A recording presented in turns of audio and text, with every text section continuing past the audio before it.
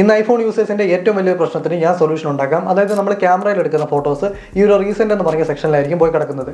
ഇവിടെ ആണെങ്കിൽ നമ്മുടെ വാട്സപ്പിന്റെ ഇൻസ്റ്റയുടെ എല്ലാ ഫോട്ടോസും കൂടി ഒരു അവിയൽ പരുവത്തിലായിരിക്കും കാണുന്നത്.